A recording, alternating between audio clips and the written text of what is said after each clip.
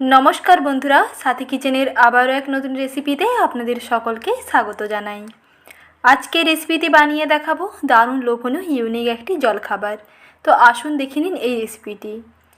नास्तागुलो तैरी करते प्रथमे एखाने निये निচ্ছি मेजारिंग कापेर 1 कप आटा और सेई कापेर 2/3 कप निচ্ছি मयदा। आटा और मयदा मिशिए बनाले एटा एकटू टेस्टिओ हय और हेल्दिओ हय। तारपरे स्वाद मतो लवण दिए दिलाम और दिए दिচ্ছি अल्प एकटू चीनी और देबो सादा तेल। 1 থেকে 1.5 টেবিল চামচ সাদা তেল দিয়ে সব কিছুকে ভালো করে প্রথমে মিশিয়ে নিতে হবে। তেলের সঙ্গে ময়দা, আটা, লবণ এবং চিনি ভালো করে মিশিয়ে নিয়ে একটু ময়ম দিয়ে নিচ্ছি। এই ময়মটা ভালো করে দেওয়ার পরেই তারপরে অল্প অল্প নরমাল জল দিয়ে মেখে একটা ডো রেডি করে নিতে হবে। সাধারণত আমরা যেমন রুটি পরোটার জন্য আটার খামি তৈরি করি তেমন করে একটা আটার খামি বানিয়ে নিতে হবে। আর ডোটা যখন তৈরি করবেন তখন অল্প অল্প জল দিয়ে মাখবেন, তাহলে নিজেরাই বুঝতে পেরে যাবেন যে কতটা জল লাগবে। একসঙ্গে বেশি পরিমাণে জল দিয়ে দেবেন না, তাহলে কিন্তু আটার খামি নরম হয়ে যাবে, তাতে কিন্তু বেশি ভালো লাগবে না। তাই একটু টাইট করে ডোটা তৈরি করবেন। তারপরে ডোটাকে 10 মিনিটের জন্য একটু স্ট্যান্ডিং টাইমে রেখে দেবেন। আর ততক্ষণে এদিকে আলুর পুর রেডি করে নিচ্ছি। তার জন্য নিয়ে নিয়েছি কয়েকটা সেদ্ধ করে নেওয়া আলু।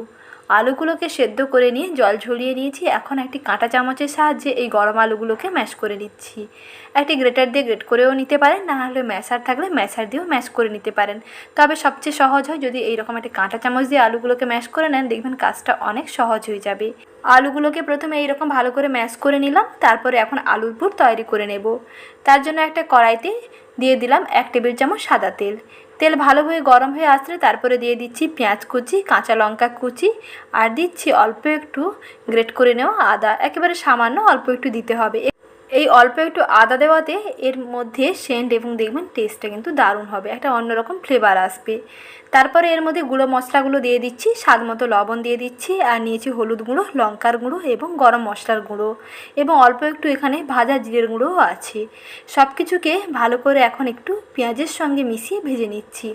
মোটামুটি একটু ভাজা ভাজা হয়ে আসলে তারপরে সেদ্ধ করে নেওয়া ম্যাশ করা আলুগুলোকে দিয়ে দিতে হবে।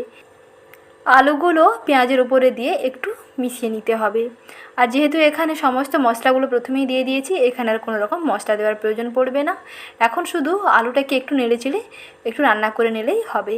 মোটামুটি দেখবেন যখন আলুর কালারটা বেশ সুন্দর চেঞ্জ হয়ে আসবে আর এইরকম কড়াইতে একটু লাগা লাগা হয়ে যাবে, তাহলেই বুঝতে পারবেন যে খুব সুন্দরভাবে আলুর পুর রেডি হয়ে গেছে। বেশি সময়ও লাগবে না, মোটামুটি 2 মিনিটের মধ্যেই দেখবেন তৈরি হয়ে যাবে। যেহেতু আলুগুলো আগে থেকে বেশ সুন্দরভাবে সেদ্ধ করা হয়ে আছে, তাই শুধু মশলার সঙ্গে মিশিয়ে একটু নেড়েচেড়ে নিলেই রেডি হয়ে যাবে আলুর পুর। আলুর পুর রেডি, একটু ঠান্ডা করে নিচ্ছি।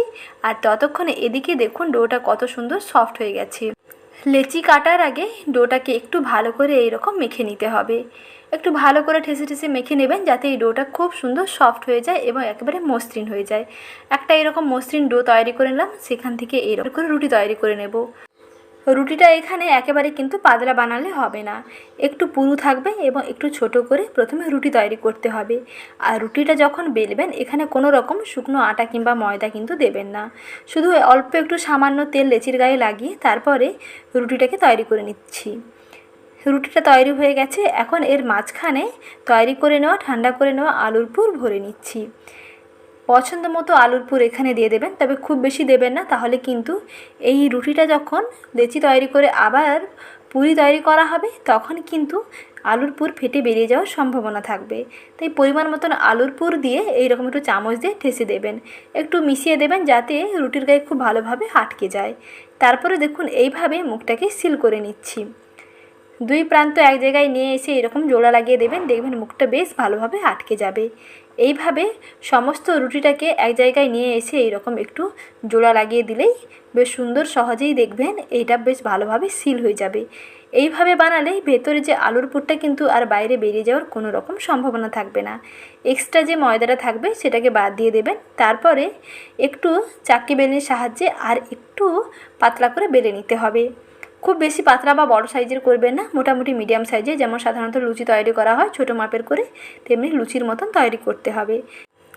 এই পুরিটা যখন তৈরি করবেন তখন কিন্তু বেশি চেপে চেপে কিন্তু বেলবেন না, তাহলে কিন্তু ভেতরে আলুর পুর কিন্তু ফেটে বাইরে বেরিয়ে যেতে পারে। তাই একটু আলতো হাতে এইরকম পাতলা করে বেলে নিলাম। এখন এইভাবে সমস্ত পুরিগুলো তৈরি করে নিচ্ছি।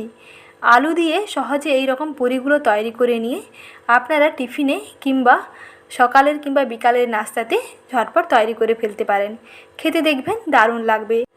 তৈরি করে নেওয়া এই পুরিগুলোকে এখন এই রকম ডুবো তেলের মধ্যে ভেজে নিতে হবে। তেল প্রথমে খুব যে বেশি গরম করতে হবে তা নয়, মোটামুটি তেলটা একটু গরম হয়ে আসলে পুরিগুলোকে দিয়ে দেবেন। তারপরে গ্যাসের আঁচটা মাঝারিতে রেখে একটুক্ষণ সময় নিয়ে ভেজে নেবেন। আর যেই দিকটা বেশি পুরু থাকবে, পুরির যেই দিকে বেশি পুরু থাকবে সেই দিকটা প্রথমে তেলের দিকে দেবেন।